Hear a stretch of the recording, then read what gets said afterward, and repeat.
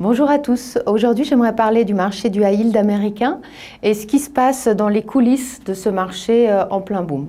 Tout d'abord, en plein boom, pourquoi? Parce que les nouvelles émissions sur le high yield américain atteignent des records.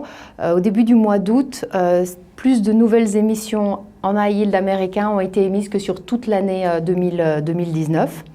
Et puis aussi en boom par rapport aux performances, puisque le high yield américain a réussi à revenir en territoire positif. Tout ça comme si la pandémie n'avait jamais provoqué le plus grand ralentissement depuis la Grande Dépression. Et tout ça grâce aux banques centrales. Donc, est-ce que ça veut dire que tout va bien et qu'il n'y a aucun problème à l'horizon?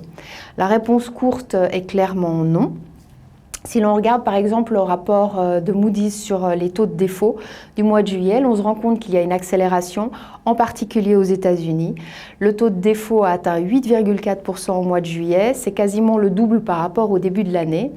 Et selon les anticipations, le taux de défaut pourrait atteindre 12% début 2021, soit plus d'une compagnie sur 10 pourrait faire défaut. Mais ce qui est intéressant dans cette tendance, c'est aussi de voir la hausse des échanges sur la dette sinistrée, puisqu'ils ne sont pas considérés comme des défauts classiques.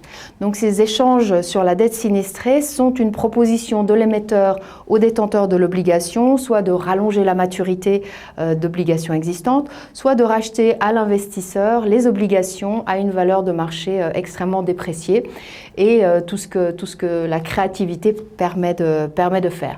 Mais dans la plupart des cas, c'est juste un pis-aller pour une compagnie qui va probablement faire défaut plus tard. Moody's a décidé d'inclure ces échanges dans la définition du défaut parce qu'ils impliquent que l'émetteur ne respecte pas ses engagements initiaux. Donc on est clairement dans un jeu à somme nulle où l'investisseur est toujours le perdant, même s'il a le choix. Pour certains investisseurs, ça peut faire sens d'accepter ces échanges.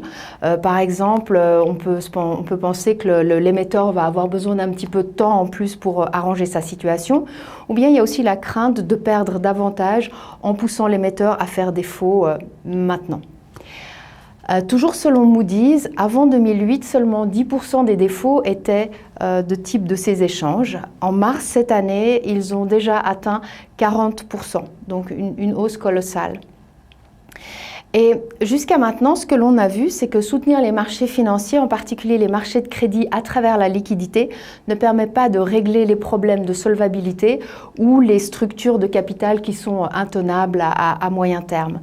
Et la plupart des compagnies qui font aujourd'hui défaut ou qui proposent ce type d'échange sont les compagnies qui ont encaissé de la dette bon marché dans le cycle précédent, plutôt que de prendre soin des faiblesses de leur modèle d'affaires.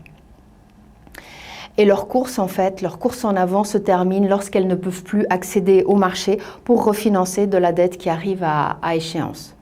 Et est-ce que cette course en avant pour emprunter autant que possible ne semble pas familière ?